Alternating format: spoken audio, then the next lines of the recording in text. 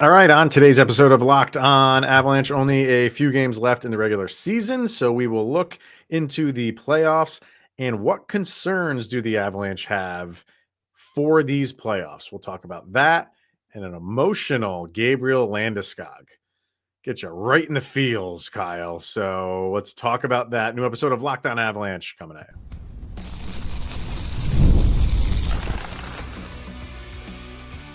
You're Locked On Avalanche, your daily podcast on the Colorado Avalanche. Part of the Locked On Podcast Network, your team every day. All right, everybody, welcome to the Locked On Avalanche podcast, part of the Locked On Podcast Network, your team every day. Thank you for tuning in and making this your first listen of the day. That's always appreciated. I'm your host, Chris Maselli. With me, as always, is Mr. Shaggy Von Doom, Kyle Sullivan. If you want to get in on this conversation, join our subtext. Link is in the show notes below. When you do, chat with Kyle and I one-on-one. We get your opinion, everything Avalanche related, and share it on this very podcast. We will do that momentarily when we get our subtext crew's concerns. So we're going to kind of divide this up today. We will do playoff concerns tomorrow after we talk about the Vegas Avalanche game. We'll do where we are kind of confident in the Avalanche team. So kind of break this up. We'll start with, people always love bad news first. So I guess we'll start there. Why not? I love doom and sadness and despair. and you're not talking about just the video game either. No. Yeah. Well, we could do a whole podcast on that too. We could, yeah. So let's start in on that then. So, going into the playoffs, there's always things that you are, like I said, you have confidence in. But there are concerns. That's true for every single team. No matter if you're the President's Trophy winner or the 16th team in, you have things that you say, okay, if you want to look into your mirror ball, like when it's over, that is what doomed us. And did you know that was coming, or is that something new that's a concern? So, and it's true for the Avalanche. There are concerns for this team as well constructed as they are. And, you feel good about this team going into the playoffs, but it doesn't mean that there's not some things on the wall of, on the dry erase board of, okay, let's not have these problems and things will go better. So we don't have any rhyme or reason to these. I'm not listing them in order. Just throw them out. Go ahead. Fire away. All right. I think we need to tackle the big one. And this one, I think it's in the back of everyone's mind, especially going up against Dallas. And what does Nichushkin do? Oh, okay. You threw me a curveball there because you were saying Dallas. I thought you were. Yeah. I thought you were going to list something that I have maybe for a little bit later. But I have Nichushkin on my list of yes, that is. It's going to be. It's going to be under the microscope, especially with the playoff coverage. It's in a series format. This is Val's former team, and then you look at his previous playoff exits, and with all of the work and the effort McFarland has put into this team and rebuilding and rebooting and the swagger this team has, it's all beautiful and well and good, but then what happens in the playoffs? It's been the question that we kind of put to bed for a while because things have been looking pretty good. And you want to see how long does it last. It's definitely. I mean, we've. It's funny because we said it early in the season, like when he hadn't come back yet, and he came back mid-November, and we said then, and we brought it up a few times all throughout the season of that is going to be the question. No matter how well he does once he comes back and in the regular season, which he's done well. Once game one starts, the conversation changes when it comes to Val Nichushkin, and it's not can he produce, it's can he stay in the lineup. And there's people that are saying like, oh, maybe that's unfair to him, and there's other people saying like, no, that's completely fair because this is the last two seasons we've had to deal with it. So yeah, no, it that's a very real thing. And as far as the Avalanche go into the playoffs, it's never going to go away this year. Yep. And the longer it goes, if it goes as long as we want it to go, those chirps are just going to get louder and louder and louder. and he's got to deal with that because, if he gets through this one, this is the first one he's gotten through in 2 years, really 3 years. And then it, sadly enough, will probably carry over into next year too. This is going to follow him around for a while. So you're right, man. I think that's what a lot of people are going to be focused in on. Kind of like the side story of, not taking away from the main series, but that's going to be as much talk as what's going on the ice for Yeah, sure. we haven't talked about it in a while. Haven't had the need, but the closer and closer the playoffs get, the closer and closer the elephant gets in the room. Yep. Where I thought you were going with that is something that I have down on here, and it's likely you are facing the Dallas Stars. It's not locked in yet, but the percentages are pretty high that that's what it's going to be, unless Dallas can catch the Jets, which I guess is still in the realm of possibility. But I think we're all expecting the Avalanche Stars first round, and with that is now the added dynamic. It was always going to be, it's a good matchup to begin with. You have the Duchesne angle, which is always going to be there no matter what team he plays for. And now it's the added Mikko Rantanen dynamic. So is that a concern? Yeah, I think it is. I mean, Mikko Rantanen's a great player. And Matt Duchesne, he's had your number. He has had your number, and he sent you home last year. So, I mean, I don't want to sit here and say it's like you have to game plan specifically for those guys because you have a lot of concerns when it comes to Dallas because they can hit you from a lot of different angles. But just from the storylines, yeah, I mean it is Rantanen and Duchesne and keeping those guys kind of lid on those guys, keeping them at bay.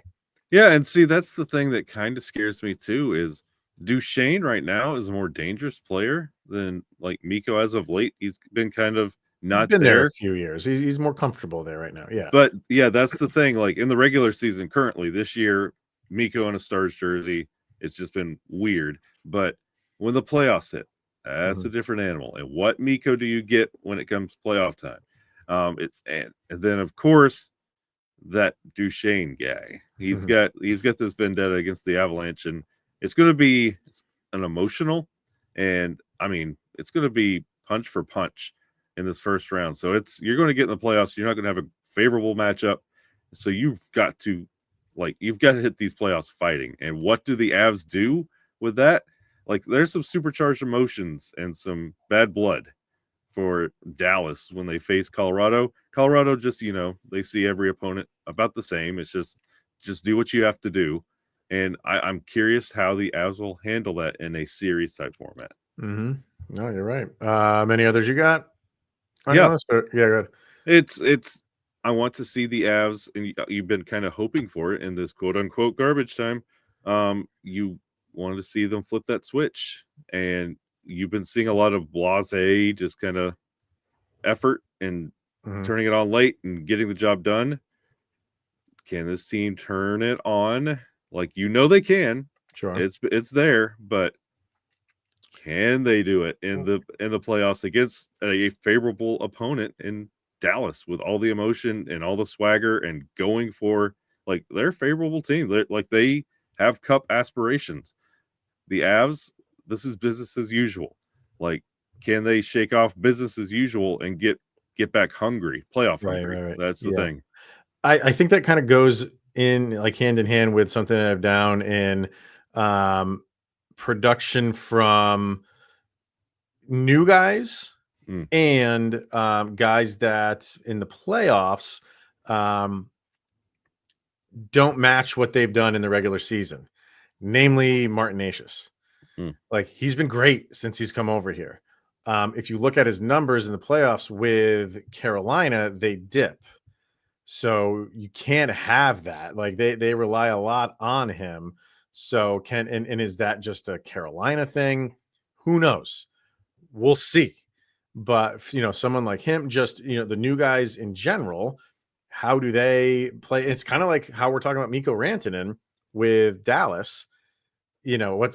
How's he gonna? He's continuing to adjust. The same can be said for Avalanche guys. Do they hit that for someone like Necas? Does he continue that stride going into the playoffs, because you can't have him dip. And the same is true. This extends to the goalies. Yeah. The goalie tandem, and namely Blackwood. Rough game last time. He's kind of letting in goals that he should not be. I'm sure you're going to see him tighten up a little bit more when it gets into, I mean, tighten up in a good way, when it gets to the playoffs. So you want to see kind of like the production from that. And then, just the general, like, it's been kind of hit and miss with the Avalanche when it comes to goals. They're either scoring 6 or 7 or getting goalied. And you don't want Dallas to set the tone of we're shutting you down, because then you're just fighting yourselves and you're maybe pressing a little bit too much. So I think that first game is going to be really important to get, if you can, 4 or 5 goals in that game. And if you end up losing it, okay, if you surrender 5 or 6, that's clearly not what you want either. But you can at least say, hey, okay, we can figure them out. You know what I mean? And figure out Ottinger, and we hung 4 or 5 on him. We can run with that going forward. Let's keep doing that. Tighten things up on defensive end. Blah blah blah blah blah. You don't want to get shut out, get 1 goal, and that's it. So that, and get goalied early on in the series. You don't want that to be the tone setter for that series. You want we can score to be the one that sets the tone. Yeah, and that was going to be my final point, was like the goalies have kind of come back to earth at the wrong time, and you don't want not Wedgwood. Wedgwood's been solid. Blackwood, maybe yes, maybe Blackwood. Well, both of them have been shakier than normal. Like you're not getting that normal. But I mean, the Avs have overcome and adapted. But I mean, it's not the stellar, like flirting with a shutout like always. Like, we're accustomed to a certain style, and they're kind of getting comfortable. And I want to see what they look like in the playoffs, because if you get more of like a little bit shaky, do you automatically start playing like you did at the beginning of the year, overcompensating for goalie, not producing on the forwards you've seen, not really getting the goals right now? Like, if you're trying to juggle all these things that you're supposed to be accounting for, is that going to be too much with an overpowered, emotional opponent in a playoff series? I'd like to see them kick it up a little bit, and that is my concern. But what do the goalies look like in the playoffs? For sure. And just a couple more ones that I have here, like, this either blowing leads or giving up goals in quick succession. You can't have that. I mean, it's a shift in tone of the game, but just times that by 100 when it gets to the playoffs. You know what I mean? So you can't have those lapses where you allow a team, if you've got them, 3-1, 4-1, you can't have those, hey, they got 2 goals in 30 seconds and they're right back into the game thing. So you cannot have that. And then 2 more just individual players. I'm really interested to see Sam Malinsky in these playoffs, because it's a bigger moment, and it's a bigger spotlight on the playoffs. And I think he can handle it. I think he's ready for it. I think, he's had a tremendous regular season. That's one of those guys, going back to that conversation of what carries over into the regular season, like Marty Nashis, does it for Sam Malinsky too, because they need him to be big. So him, and then we got to, and if this is not a transition, well, we're getting to our subtext people first, but Landeskog, Gabe Landeskog. It's kind of like a concern, and I don't want to say it's a confidence thing, but when does he come back? What does he look like when he comes back? All the things we've been saying all year long, it seems like we're on the doorstep of it happening. And when it does, that is just going to be a morale booster like never before. But once you get past that, then the real test begins. Yeah. And if he can get through it, it just helps his team in so many ways. But everybody's gonna be watching that pinpoint, zoomed in, tunnel vision on how Landeskog's playing. That's gonna be yeah, there's a lot around that Gabe situation. Yep. It's going to be very interesting to see. Yes. So we will get to the latest Landeskog episode in a minute. I want to get to the subtext people and their thoughts on the playoff concerns. So we'll do all of that next. All right, ever check your bank account and wonder, where did all my money go? Kyle, we have kids. I mean, I think we have an idea where all of our money goes. Oh, yeah. But between dining out, online shopping, and entertainment, it's easy to lose track. That's where Monarch Money comes in, your personal CFO, giving you full visibility and control over your finances. Monarch Money isn't just a budgeting app. It's a complete financial command center, and you can track all of your accounts, investments, and spending in one place. So you stop just managing your money and start building wealth. Take control of your finances with Monarch Money. Use the code LOCKEDONNHL at monarchmoney.com for 50% off of your entire first year. That's monarchmoney.com. The code is LOCKEDONNHL. Once again, for half off of your entire first year. Go check them out today. Okay, I wanted to let our subtext crew chime in here. We do have a mayor, which we will announce tomorrow, or winner of our NCAA bracket. So we'll do that tomorrow. But we have a lot of people chimed in on this, and I want to get to them. So where did Kay? Kay said, I doubt my concerns are unique, but I'm happy to chime in. The lack of finish and or playing a full 60 is their weakness, particularly when they're ahead. Seems like the slow starts are not much of a problem anymore.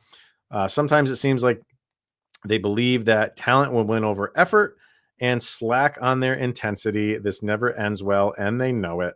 So although it's a concern, I'm confident they will address it come playoff time. So this probably goes a little bit into what I was saying about, not having those lapses and letting the team back with goals quickly that shifts the momentum of a game. Yeah, I agree. And it's to have the Avs got comfortable in overcoming that and adapting to that and conserving that. I'm very curious what the Avs will look like in playoff mode. Yep.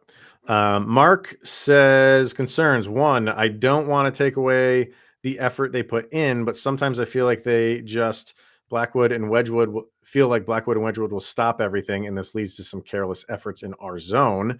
And two, if opponents are taking away the shooting lanes, make one for Pete's sake.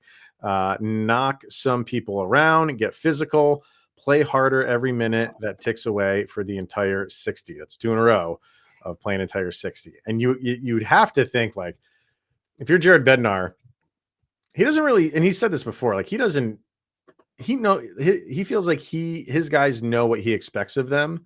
So I would really hope that you're going into the playoffs that you don't have to say, hey guys, we got to play full 60 here. I really hope that's just common knowledge and known. But well, it's been a long time since we've seen the Avs play a full 60, and that's the mission night in, night out.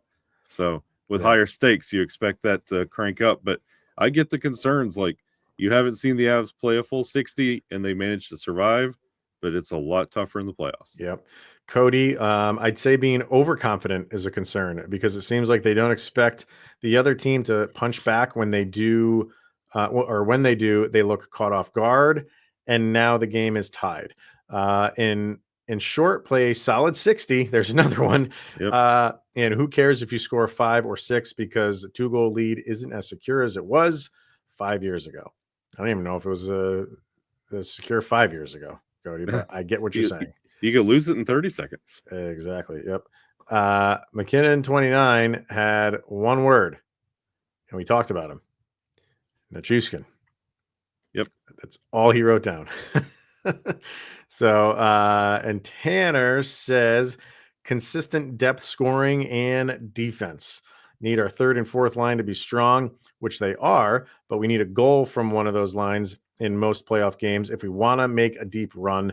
If not a goal, they need to show up and be buzzing around every game. I love our fourth line, all grinders. LOC is so underrated.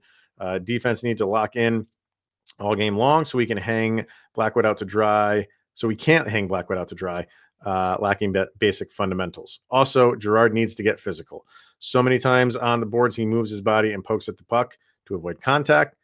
I'm not a Girard fan, says Tanner. I don't think you're going to get a physical Sam Girard. That's not really his game. It's more of a finesse game, which I know some people don't like. But Tanner's right about the depth guys. They need to do what they continue to or have been doing. They need to continue what they've been doing. That's a really good point. I'm glad he brought that up because you are a deep team now. So now you need to show that you are a deep team in the playoffs. That's when it matters most. He's 100% right. And I'll take Tanner and raise him one. That effort and tempo starts with Nathan McKinnon.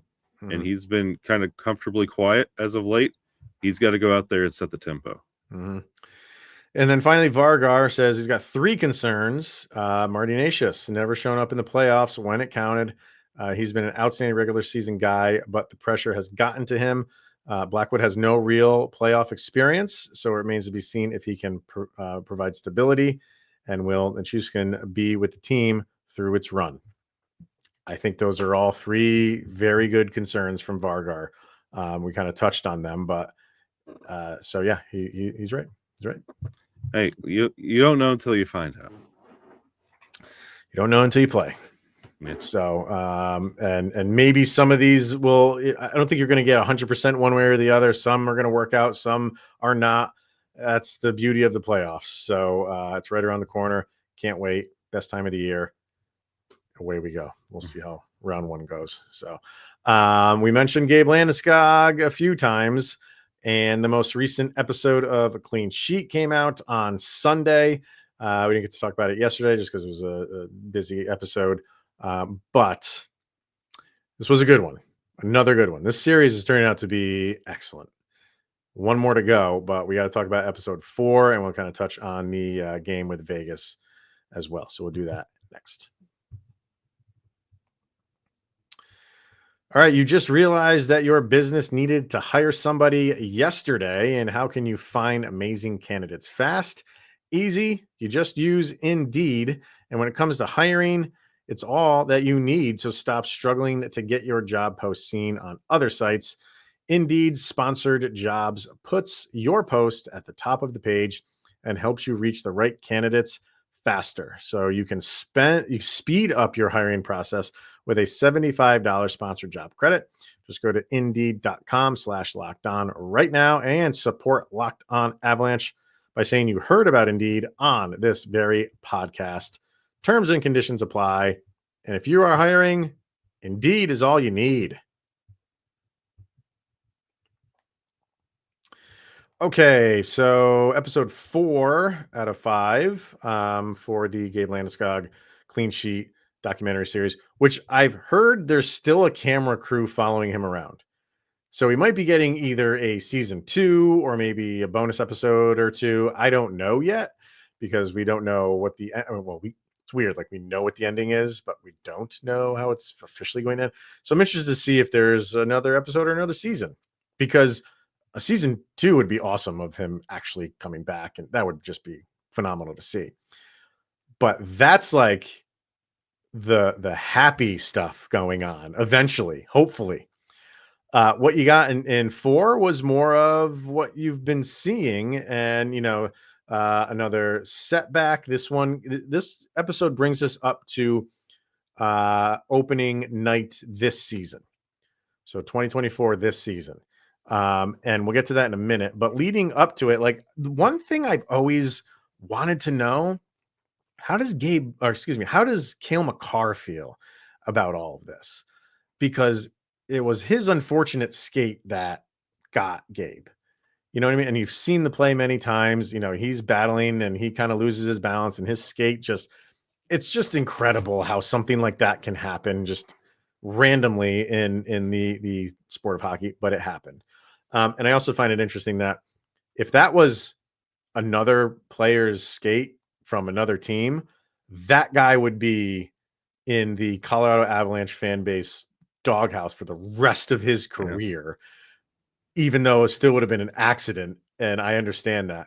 But Cale Makar, we kind of are forgiving of it, and we should be, because it's just a freak accident. But Gabe goes golfing with him, and they're driving in the car. Cale's driving, and he's got the camera on him, and he says, I curious to know what you feel, because I being Gabe Landeskog, haven't spent a second thinking like, the emotional part of this. And he's like, I know you didn't intend to do it, and I'm not spending time on that. And he's like, how are you feeling about it? And Cale Makar immediately, he's like, I'm the same way. He goes, I didn't even know I did it until after the game. He goes, clearly I didn't intend to do it. I'm not intending to do that, but I didn't even know I did it when I did it. So he goes, I can't, basically he's saying like, I can't dwell on it and because it was an accident, didn't mean to do it. So I just kind of move on from it. And Landeskog's like, yeah, that's exactly what I've done. But I don't know if that was me, man, even though it was an accident, I don't know if I could. I don't know if I could move on from the fact. I would be able to move on, but it would be very difficult for me to deal with, even though it just was a freak accident. I'm the reason why that he hasn't played in 3 seasons. What would you be in that situation? I kind of side with Cale and Gabe. Like, it's a freak accident. When you go back and watch it, you see tumbles worse than that. You see people careen into the boards and they get right back up. It's one of those that, like, you didn't even realize, like, you probably made bumps and scrapes and you've run into each other and nothing happened. And it's just one of those things. And you can't say I intentionally did it. Right. And I kind of get both of their sides, but yeah, it's going to be aggravating and frustrating, but you did that 99 more times, that outcome would not be the same. I would just feel so good. The guilt I would have would just be so big. Yeah. It's just, I don't know. But again, so, you move forward and he has, like, he's starting to feel a little bit. It's not like not fully where he wants to be. They show that press conference, him and Chris McFarland, they show clips of that. And he's not fully where he wants to be. And it's just incredible still to see the determination in him, and every setback he has, just overcoming it and just saying, I'm just going to keep at it. You got to change some things. You got to change your mental, how you're looking at this. And he gets away from like the timeline thing. He's just like, I'm just going to go on how I feel. I'm just going to live my life, rehab how I got to rehab, and just go on gut instinct, how I feel, not push it when I don't feel like I need to push it. And he's got the setback, and it's like right around the start of the new year. And despite all that, despite all how I just been amazed at how he just constantly resets himself, this was the first time where he starts throwing out do I really need to retire? Like, he's really starting to maybe look at that as an option now. And it goes into like even maybe like the next step of opening night. And there's, in every movie and every television show, there's always a moment that people kind of like latch onto. And like, this is like where everybody goes back and talk about the most. And you get it in this episode. And that is opening night and opening night puck drop. And he's introduced like with the rest of the team, but obviously he's in his suit and he's on the sideline. And he says, as soon as I got out there and I'm waving to the crowd, I immediately realized I don't want to be here right now. Mm. And it's not because he doesn't want to play hockey anymore. It's he's just overcome with doing this for so long that he feels like he's letting people down, because he's just been every time that people see him now, it's not in an Avalanche uniform. It's in a suit on the sidelines or up in the press box. And then after they do the whole introductions, he goes back down the hallway and he says in the documentary, like, I didn't know where to go. He goes, normally I'll go back and, you watch a game from the press box or go somewhere else. Or the people there. Why? He goes, I didn't want to go there. Basically wasn't in the mood. So he goes back into the hallway and just breaks down. And you're like, yo, this guy is feeling it right now. Like he is going through, and he goes, I've had these moments where I break down, but for some reason, this one just got me. And it's not it's not because he's not out there. Sure, that's a part of it, but he just feels like he's letting all those people that are out there cheering, he feels like he's letting them down. And he asks, he's like, is there, how do I tell these people, like, if this doesn't work out, how do I tell all of these people here I can't do it? I can't put myself in that position that he was in, because I cannot imagine the anguish that he was going through. It's wild. I wouldn't have lasted that long. So sick taps to him. Oh my God, no. We would have been. That's the other part of it, man. Like and they get into the technology of, he has this insert in his shoes, which he wears in his skate, and they just the stuff that they can track to make sure he's on as much of the progression as he needs to be. You and I, we get a cold and like, well, maybe not you, me, like we're out. I'm out. I couldn't do this for 3 years. I don't think I could. So I'm just amazed by him. But that moment is definitely the moment of this series that is getting talked about already. And you get it. Like, you feel it with him as much as you can feel it, but he feel the weight of it is really starting to come down on him. So it was rough. Well, yeah, I've been enjoying watching all of this, and I'm wanting to watch it binge style. When it all is said and done, I want to watch it all in one. I really wish they would have done it maybe like a 2-part, like a movie thing, yes, like longer episodes. Yeah, because like the dancing around the time slots and like early on a Sunday, I wish they would have handled this a little bit better. So I'm watching it binge style. Yeah, I think the time frame stuff that they're doing with this just is not helping it, because it's just jumping all over the place. But if you're an Avalanche fan, like, you're gonna find it. If you're not, and you're like, oh, this seems like an interesting show, and then you go back the next week at 12:30 and it's not on anymore, like, maybe you just gave up on it. I have no idea, but it would be a good bingeable show. But man, one more to go, and really interested to see like just how they wrap everything up. But I want to see another couple episodes of when he does come back, because it'll turn the like emotion of the show, which understandably is a lot of downer. I think you got to have a bonus episode of where things are good and he's back. So hopefully we'll get that soon.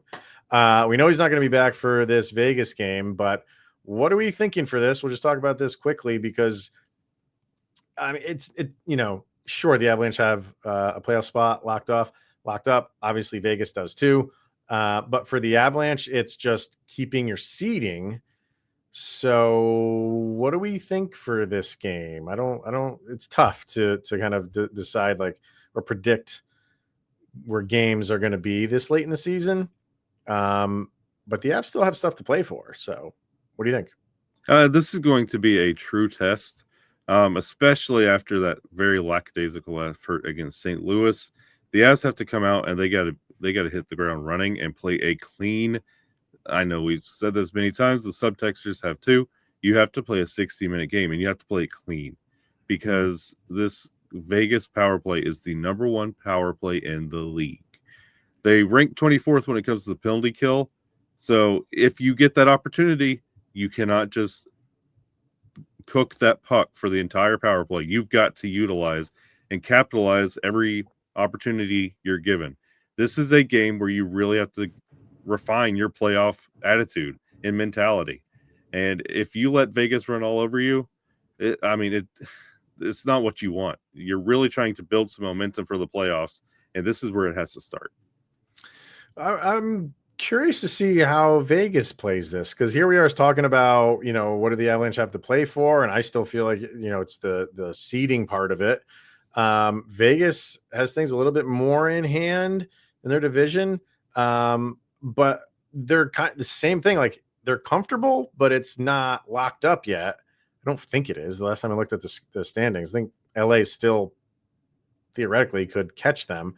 So how are they going to play? Are they going to play it similar to the Avalanche? Yeah, you want to go out and win the game, but what is just the look of this game?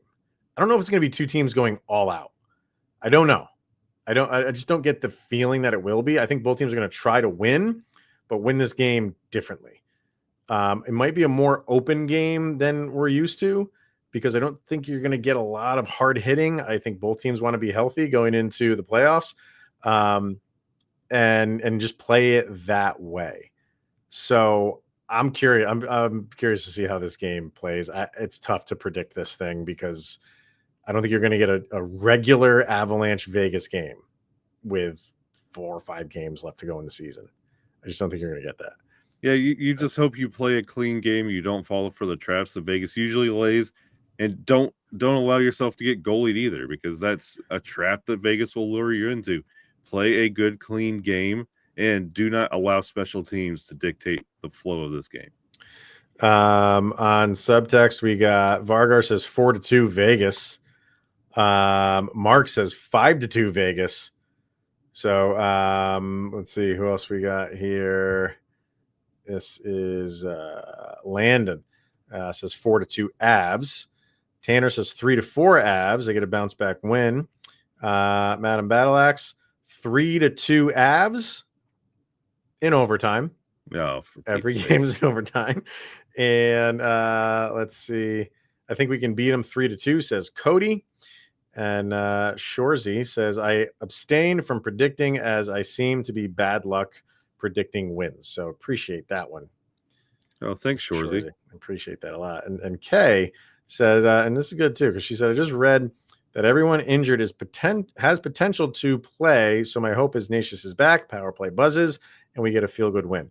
All of those, and she's right, all of those players that are out for the Avs, they might not return for this game, but they are expected to return at some point this week. So you should be as close to 100% healthy when the season ends. So I don't know who's coming back. Gerard might come back in this game. I think he was a full participant in practice. He might come back. Natius maybe, but they're all back at practice. So that at least makes you feel good. Yeah, I would hold them through this Vegas game. We'll catch you in a little bit, but not this Vegas game. Don't come back and test it against Vegas. We shall see. So however it goes, we'll be talking about that on tomorrow's episode. So make sure to tune into that one. But for this one, thank you for tuning in and making it your first listen of the day. That is always appreciated. For Mr. Shaggy Von Doom, Kyle Sullivan, I am Chris Maselli. This is the Locked On Avalanche podcast. We'll see you guys tomorrow, where you've made it through another 24 hours of Sidney Crosby is that much closer to being a Colorado Avalanche. No.